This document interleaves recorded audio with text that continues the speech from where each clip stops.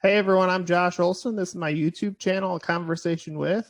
Today's guest has won numerous awards, including 3 Rocky Mountain Emmy Awards, has over 3 decades in national TV experience. He currently covers the Barrett-Jackson collector car auctions for the A&E networks. Today I have a conversation with Rick DeBrule. Rick, how are you? Very good. How are you today? I'm great. How's the weather in Arizona? The weather in Arizona is perfect. Now everybody has a different concept of what perfect is. I think today we're going to hit 100 degrees. So I like it when it's hot, and I hate it when it's cold. So for me, this is ideal weather. But it's dry heat in Arizona, right? It's not like humid or anything. Well, the old joke is, yes, it's a dry heat, but then so's an oven. Okay. So we're going to kind of start out with your college days. You graduated from California Polytechnic State University in 1977. Oh, yeah, that was a long, long time ago. And what made you choose journalism?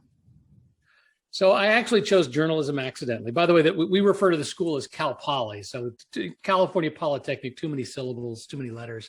So it's referred to Cal Poly San Luis Obispo. I grew up in Los Angeles, and Cal Poly San Luis Obispo is about halfway between LA and San Francisco. And I actually had a friend who was going to go there, so I ended up going there with him. And I chose journalism because I wanted to get involved in the world of automobile racing. I grew up a car geek as a kid. I loved cars, I loved racing, and I kept trying to figure out how to do it. And I didn't have enough money really to buy a race car. I'd worked my way through. Well, in high school, I took 2 hours of auto shop every day, and kind of came to the conclusion I probably wasn't going to be a really good mechanic, although I worked my way through college as a mechanic. Okay. And so I became a journalism major with an advertising concentration. And my thought was that, race cars are just giant rolling billboards, right? So I thought, well, I'll get into the racing world through advertising. And it really made plenty of sense, especially at that point in time. It was pretty early in the idea of using marketing that way. But when I got to Cal Poly San Luis Obispo, literally the very first day I was in town, I accidentally walked into the college radio station. The college radio station was called KCPR, which stands for Cal Poly Radio. It was a little, I think by the time we left, it was 2,000 watts of massive FM power. And I got a tour of the station by the disc jockey who was on the air, and he let me kind of be on the air for just a minute and say a few words. And I was just hooked. I mean, this seemed like so much fun. So I joke, I walked into the college radio station that first day I was on campus, and I walked out 4 years later. And by then I'd shifted my concentration from advertising, because I never took an advertising class, and went over to broadcasting. And, I got really fortunate. Not only was I able to pursue my career and have fun at the same time, but I did it for a long time. I'm still doing it. And you're still doing it. After you graduated, you went to work for a radio station for a short period of time, and you worked for a TV station, KCOY, yeah. CBS. So the college that I went to, Cal Poly San Luis Obispo, their motto is learn by doing. And so they would have things on campus that first off allowed you, like a radio station. Now they've got a TV station, but the ability to learn things. But they also had a great internship program. So I interned at the college TV station that was in the next town over, KCOY TV. And it was through that internship that I met people in the radio world. And so even before I graduated from college, I was able to get a full-time job working as the news director at a radio station. And it was a great experience. I mean, it was long hours, not much pay, but the ability to learn on the job and learn as I went was great. And I did that for 6 months in radio. And then I was able to get hired at the TV station where I had done my internship. I'm a big fan of internships. So I got hired at that TV station, and I was, after 6:30 at night, I was the only person in the newsroom. So I did the news anchoring, the weather anchoring, the sports anchoring. I produced the newscast. If something happened, I went out and shot it and managed to put it on the air and edit it. So it was a lot of work, but I got to tell you, it was a great experience to work in a small TV station and learn so much, and like being thrown into the deep end of a pool. And after you graduated, would you say the TV station that was kind of like your big break, that was your foot in the door for your career? Yeah, I mean, the radio station was great. I learned an awful lot about broadcasting from the radio station. And radio is different than TV. And so you have to kind of learn the nuances, but I learned a lot. And then I used those skills that I learned in radio to take me to the TV station. And I only worked at that TV station for 11 months and 1 week. I always remember it because I didn't get my 2 week vacation. And then I got a call from somebody in Phoenix who said, I've got a job, and he was going to pay a lot more, and it was a much nicer station. So I ended up going from the TV station was in Santa Maria, California, KCOY TV. And I went from Santa Maria, California to working in Phoenix. And, they judge broadcasting by what they call market size. Okay. The largest market in the country is New York. The second largest is Los Angeles. The third largest is Chicago. And then it works its way down from there. And I think at the time, the market that I was in, the San Luis Obispo, Santa Maria, Santa Barbara market, I don't know, we're probably like the 115th, 120th market in the country at that point. And I went from there to working in Phoenix, which was the 33rd market. Oh, wow. So from market size, it was a huge jump. And today, Phoenix is, I think, the 11th or 12th largest market in the country. Mm-hmm. And that station you speak of is KPNX, and you were there for over 30 years. Is that correct? Yeah. So I started in 1978. Once again, I got a call from somebody, and he actually knew somebody that I knew, and he was looking for somebody who would do sports on the weekend, be the weekend sports anchor, and then do news during the week. And that was kind of an odd job, doing both sports and news. But I was young and hungry, and I was willing to do it. And so it was a great opportunity, and it was a smaller TV station at that point in time. So once again, you got to do a lot, but it was growing rapidly. And it was a great experience. And even though I'm really more of a news person than a sports person, which seems odd when you look at my career, but I'm not what they call a traditional stick and ball guy. I really know very little about football. I know very little about basketball. I know a fair amount about baseball just because I'm a baseball fan. I know a lot about auto racing, which we'll get into in a minute. But after that, I just, I'm not a traditional sports guy. So I really didn't want to do sports. I wanted to do news. But to be honest with you, doing sports in broadcasting kind of taught me a lot of great skills that I was able to transfer into the news world about not being so serious on the air, being more relaxed with my broadcasting style, which quite frankly kind of became my hallmark as I went through my career. And I owe it all to the fact that I did sports in those early years. Mm-hmm. And then in 1988, you moved. We didn't really move. You started working for ESPN. Talk about. So, I mentioned that I had gone to college to try to figure out how to get involved in auto racing. And there was a point in time when I thought, okay, I need to get back into it. How can I touch auto racing? And I became really fortunate. I worked for great management, and they allowed me to start dabbling and covering auto racing on the side. And it started with some small events in Arizona. And then in 1987, actually, I was able to do a race for what was then the USA Network, USA Cable. It was just a one-off race. I got this a long story as to how it happened, but I just happened to be in the right place at the right time. And that person who hired me for that race also worked for doing races that aired on ESPN. And the next year he called me and said, hey, we have a race in Portland, Oregon that's going to air on ESPN. Would you be interested in doing it? So I did my first race that appeared on ESPN back in 1988. And I'm really fortunate. I've spent, most of the intervening years appearing on ESPN. I've worked for other networks. I've worked for NBC, Fox Sports, other ones, Speed, when Speed was a TV network. But I spent most of the time working for ESPN, which is a wonderful organization. And you mentioned Fox. I just have a question. You kind of work for ESPN, Fox, and an NBC affiliate, kind of like in the same, they overlapped, you could say. But yes. I guess my question would be, how does that work? Is ESPN and Fox like contract, and the NBC was like how does that work, I guess? Well, it was kind of tricky, to be honest with you, and it wasn't easy. I once again, I had good management. The NBC station that I worked at that point in time, they didn't view cable as a direct competitor. So even though I was working for ESPN, the NBC station didn't view it as a direct competitor.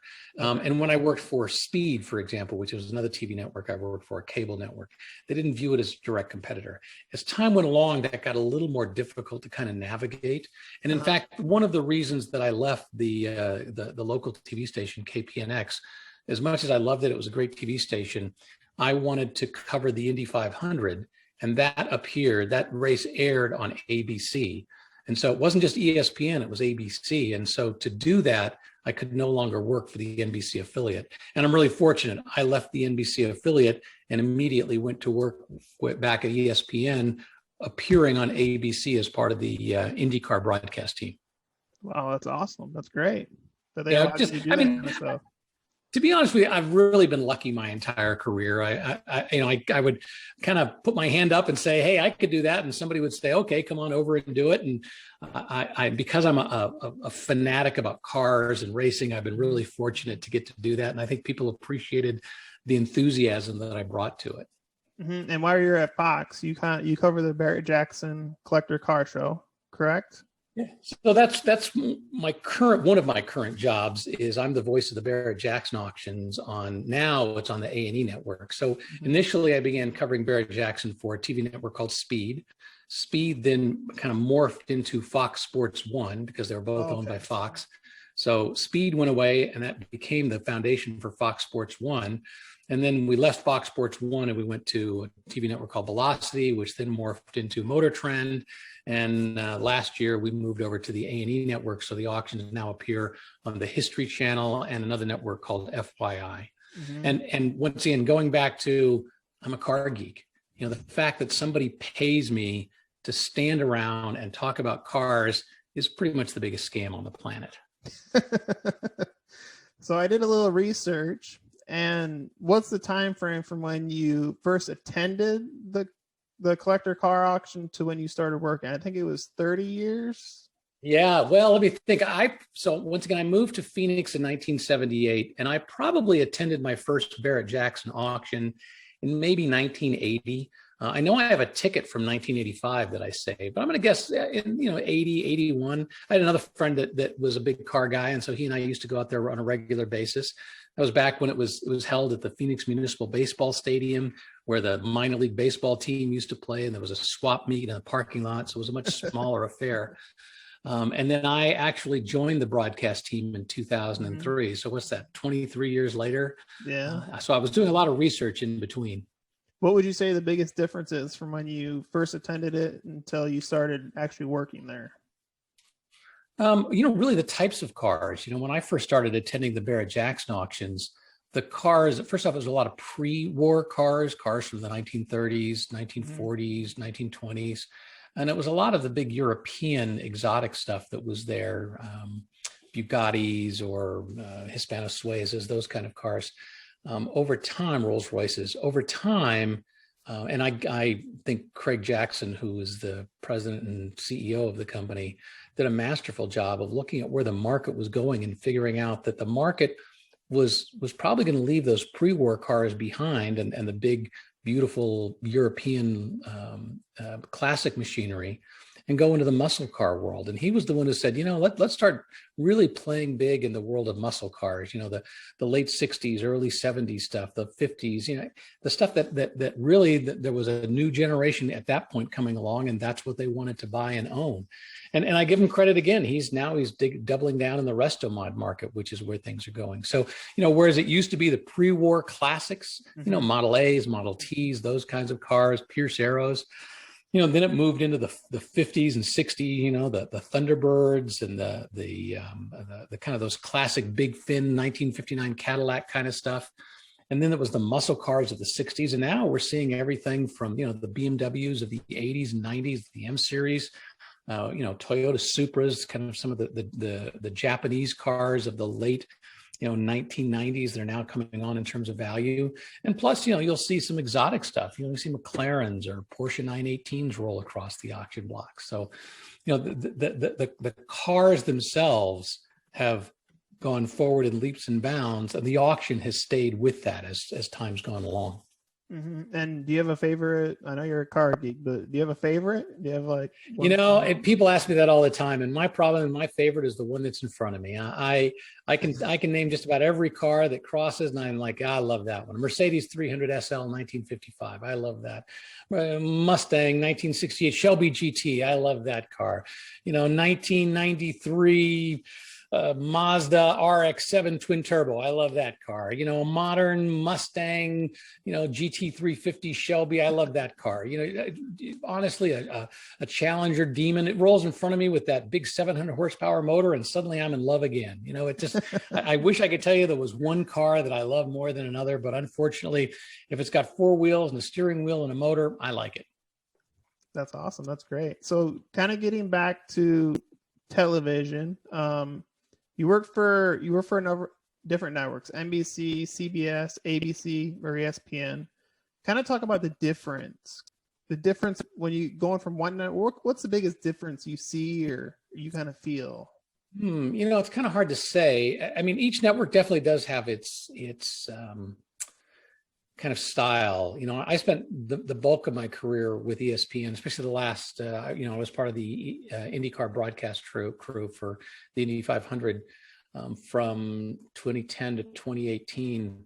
And I tell you, you know, the attention to detail with that group was just amazing. You know, I work for other networks where it's kind of loosey-goosey, where you kind of arrive but they want you to have that kind of loose feel. Whereas ESPN, what we like to have, especially at the Indy 500, and we like to have everything buttoned up before the race. Once the race happens, everything, you know, you can't tell what's going to happen in the race. You have to roll with the punches. Yeah. But the idea was you control so much of what you can, so that when you start to get that point where you can't control things, that you were really prepared. And I tell you, there used to be a guy who produced our pre-race show who was just amazing. I mean, this guy had the ability to just rehearse everything. I used to think we over-rehearse sometimes, but then when we get on the air, boy, it just went smoothly and flawless. And you realize, you know, even though it's a live broadcast, rehearsing really made a big difference. And once again, I've worked for other networks and other times when, you know, it was just more casual. And once again, there's times when that's good. But there's also times when I think, well, you lose some, you know, maybe what you lose in spontaneity with the rehearsals and the planning. You know, it's that attention. Like, I go back to the racing world. You know, if one of the best teams in the IndyCar world is Penske Racing, right? They've won more Indy 500s than any team. They prepare and plan for everything. No matter what happens, they have a solution. They've gone over the scenario. When strange things happen, it's not strange to them because they've thought about it. And it's that planning and that preparation that has allowed them to win championship after championship, race after race, Indy 500s, Daytona 500s. You know, it's because they prepare so well. And what was your preparation like, or what is it like for either a race day or the car auction? Like how do you prepare for something like those? Yeah, I'm a homework guy. I love research. It's a crazy thing, but I really do. So, for example, the last Barrett-Jackson auction we did, there's two different roles that I have. Sometimes I am what we call the play-by-play guy. So my job is to tee up the car. Say up on the block now is a 1969 Camaro. It's a Z28. And then let the two guys who are on the block go more into the detail of it. And then sometimes I'm the guy on the block. So the last auction we had in March in Scottsdale, I was on the block. And when you're talking about the cars on the block, even though, once again, I've been working on these cars since I was literally in high school, you know, in my auto shop class, I worked my way through college as a mechanic working on these cars. Just, you can never know too much. And so I'll do research and I'll have notes with me for the vast majority of the cars that are going to go across the block. So I don't know, you can see behind me, I've got a pool table. That pool table will be covered with automotive books, research books. I have tons of them that talk about, you know, the how many cars were produced in a particular year, what the cost of all the extras or options were for that car that year, what happened, what was significant about it. And I'll go through and I put together a little Excel spreadsheet with all the notes and facts and everything I can. And I know, to be honest with you, we had 900 cars. I probably did notes on 600 of them.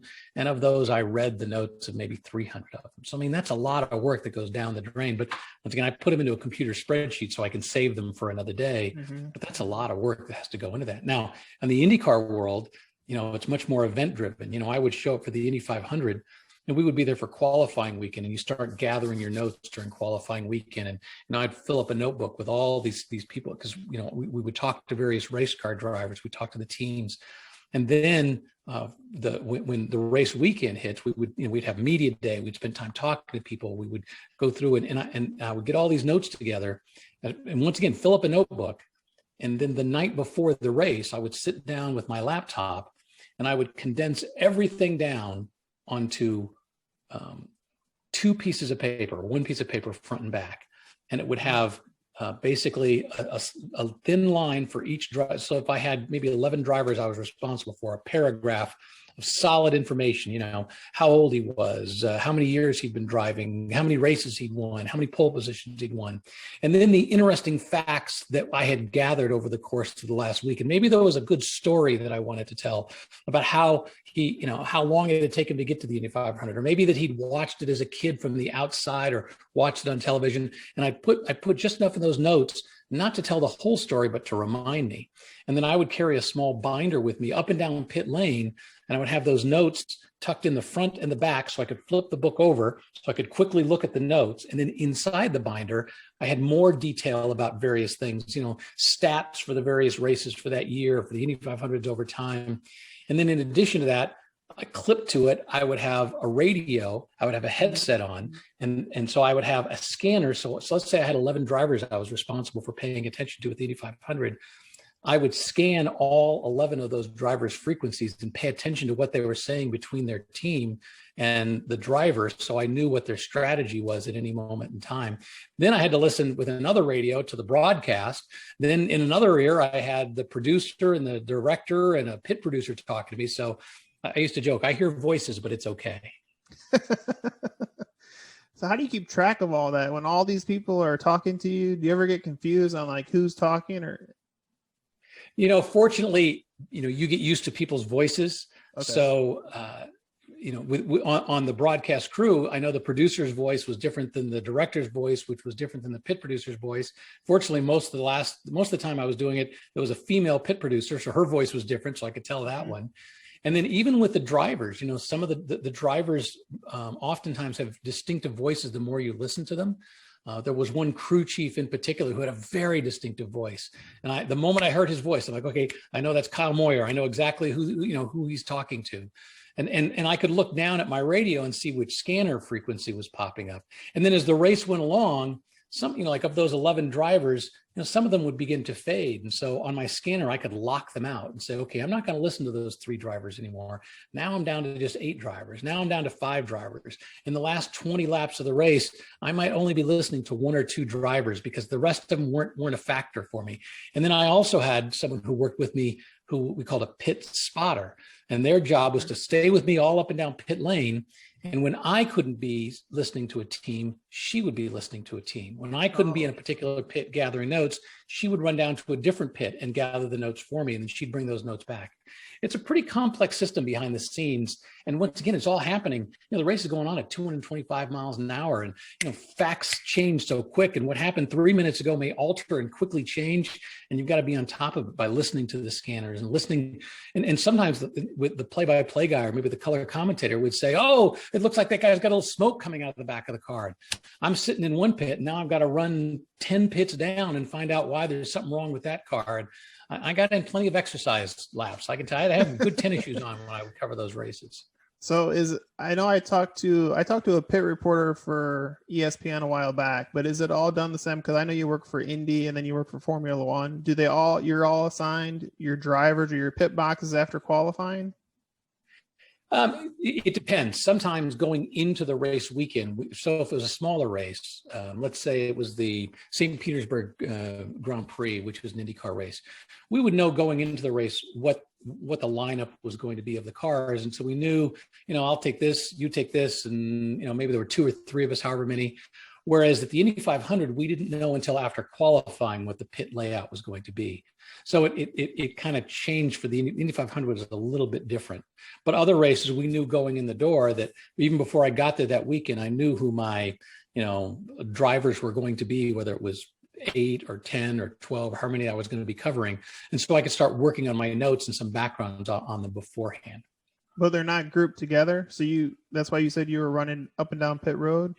It kind of depends. So normally in a smaller race, we would just group them together. But the downside to that is the good guys tend to be at one end of the pit, and the guys who aren't going to be quite as good are at the other end. And so if you were the guy who got the other end, sometimes you didn't have a lot to do. At the Indy 500, the last few years we did it, we realized that was a bit of a problem. So that one person had all these important stories, And it wasn't just that one person got to tell the great stories. That one person had so much information at the end of the race that they needed to divide it up. So we began to divide it up by both stories and geography. So I might have 2 or 3 of the best drivers that were down at one end of the pit, and then I would have 7 or 8 of the other drivers that were at a different end of the pit. And I might know that, you know, the odds of me getting down to those last 2 guys are pretty slim, but then we kind of knew they weren't likely to be a big factor in the race. They qualified on the last row or the second of the last row. And so, you know, they weren't as fast as somebody, for example, who might be, you know, qualifying the first or second row and be contending at the end of the race. But yeah, there were plenty of times, like I said, where I was running up and down pit lane, and I got it was a great exercise program. Yeah. So you haven't done, like, your whole career, you've done other things. One of those things is a chief communications officer for the state bar of Arizona. Talk about what the influence was in that and why you chose that. So I was always a big believer in having a day job. You know, I have one of my favorite sayings is, it's a foolish rabbit that has one hole to run to. I always wanted to think that in my professional life, I had options, whatever it may be. If I didn't like the TV station, I could go off and do racing. If I didn't like racing, I could go off and do either TV. And then at a certain point, when I left the TV station and was doing more racing, I took a day job as a chief communication officer for an organization where I managed a group that did marketing, public relations, published a magazine, website content, government relations. I also wanted to learn about that. I'd gotten a master's degree in media management, so I wanted to learn more about that. But once again, you know, it enabled me to have a, you know, steady income and insurance. And if the racing world ever, you know, went south on me, I knew I could depend on that. And, you know, racing, the nature of racing in television is it ebbs and flows. And there were years when I had a lot of races, and there were years when I didn't have a lot of races. But because of my day job, I was able to keep doing that. And I did the chief communication job for almost a decade as well. Had a lot of fun, enjoyed it. And I did that at the same time I was doing ESPN and the Barrett-Jackson auctions. Interesting. And what was it like going back? I know you went back to school. It was almost 30 years after you got your bachelor's. You went back and got your master's. What was that? What was it like? I mean, it was hard. Let me tell you, you know, it wasn't easy going. First off, just going back to college was a pain. Yeah. And then, you know, having to kind of do it at the level that I went back to the University of Missouri, which is one of the top journalism schools in the country. And I used to joke, I thought that, you know, they wanted to prove they were top by just kicking your butt every day. So I did it very slowly. I just did one class at a time because, once again, in addition to working at the TV station as part of my day job and doing the racing on the weekend and having a family and other things, I was getting my master's degree and doing Barrett-Jackson. So I had a lot of things going on. So one class at a time was pretty much the best that I could handle. But it was interesting. And you know, the thing I loved about it is, you know, I went back and took a media ethics course, and you know, I hadn't, even though I'd been involved in it for so long, it was nice to go back and touch that again and really understand. And I know there's people who don't like the media who say, well, there is no ethics in the media, and I'll argue all day along with them. But it's true, you know, it's good going back and kind of re-energizing. I took a media law class. I hadn't taken media law since I was in college, and to learn how, even though I was in the trenches, things had really changed significantly. It was good to know some of that foundation. In addition to that, I took management courses about, you know, how to manage people, which I'd never done. So going back to college, I think was great. It's a great way to energize yourself. And I know people like, you know, how can you do it 30 years after you graduated the first time around? It's like, well, yeah, it seemed like a goofy thing to do, but I really energized my career at that point in time. I was really glad I did it. And then, so just talk about, currently you're doing like keynote presentations and stuff like that. Talk about what got you into doing that. So, you know, when you look at all the things I've done over time, the TV work, the chief communication officer, those things, really, it all involves communication. And I've really become fascinated with how people communicate and how businesses communicate and organizational communication, whether it's, you know, from management to employees, from companies to customers, that kind of thing. And so I began to become more and more interested in that, especially after I got my master's degree. And now these days I do what I call communication consulting. So I work with people and organizations, improving their communication, doing media training, presentation coaching about how to be a better speaker, how to do a better presentation if you're trying to pitch, you know, a company on something. And then finally, I do crisis communication work. So it's kind of all wrapped up in communication. In addition to that, as you mentioned, I do keynote speaking, and it's all about the importance of communication within an organization. And my keynote presentation is all about, once again, the importance of communication, but I tell the story of the 2016 Indy 500 and how the winner that year, a driver named Alexander Rossi, who still races today, amazing driver, won the race not because he was the fastest guy, although he was really fast. He won because the team communicated better that day. Their strategy, the way they pulled it off was amazing. And it's a fun story to tell. Once again, I get to do it as a keynote every now and then. I just did it, for example, for a group of automotive parts companies, that type of thing. And it's really fun. I look forward to when we get back in rooms and actually talk to people. But it's nice telling the story about racing and at the same time talking about the importance of things like communicating at the right speed, which is kind of my motto. I've actually written a book. It's called Communicating at the Right Speed. And, it tells the importance of why that matters. Because these days, I think sometimes we can communicate so quickly that we forget that sometimes we need to slow down and sometimes we need to speed up, and we need to know the difference. So the importance of communicating the strategy and how that works, what your communication culture is like. So they're great fun messages, more importantly, in a fun story that has a great cliffhanger ending. Absolutely. So I just want to thank you for taking the time. I just got a couple more questions for you. What advice would you give people trying to break into the sportscasting world? Any advice at all? Yeah, I mean, it's tougher than it used to be. It's like in the TV racing world, for example, I would say probably 3/4 of the TV racing jobs that existed 10 years ago are gone today. Just through consolidation, the fact that there just isn't as much ratings, that type of thing. I would say I'm a big believer in finding a niche. I think if I had tried to go to work for ESPN covering football, I think it would have been really difficult. But because I went there wanting to cover auto racing, especially when I did it, there were a lot fewer people trying to get their foot in that door. I sometimes joke, cover, dog shows, cover sailing, have a niche that nobody else understands, women's softball. And you look at all of those programs that air on ESPN, you may eventually get to achieve being a football, baseball, basketball guy. But if you start off doing the little niche stuff that happens, it's a lot easier to get your foot in the door because everybody wants to do football, baseball, basketball. Nobody wants to do the world's fastest dog competition, right? True. But that was on ESPN last year. I watched it. Somebody announced, they had an announcer. They had not a pit reporter, but a dog pit reporter, if you want to call it. Somebody made money doing that and got their foot in the door with a production company that supplied programming to ESPN. But guess what? They got a picture of themselves holding an ESPN mic flag. That's awesome. And if you weren't in television or public speaking, what's another career that you would be doing or you've wanted to do? Boy. Well, to show you how little idea I really knew about what I wanted to do when I went to college, and I went to school in California. In California, you didn't technically apply when I was there. You didn't apply to the school. You applied to the system. Okay. And then you had a first, second, and third choice of majors. So my first choice of school was Cal Poly San Luis Obispo, which I fortunately got into. So my first choice of major was journalism, but my second choice was marine biology. Wow. I used to like to scuba dive, and I thought, well, that'll be fun. I'll try that. If I don't get into journalism, I'll try that.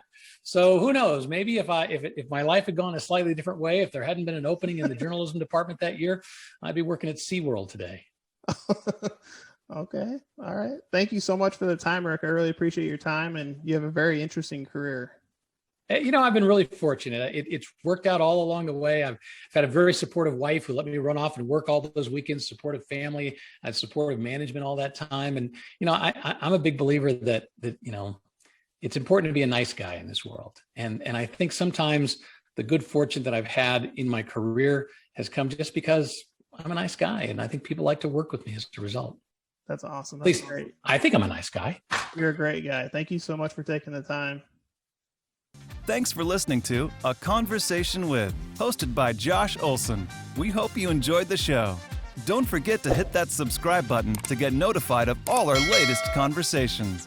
If you enjoyed this episode, let us know what you think in the comments or leave a review wherever you are listening. We'll see you next time.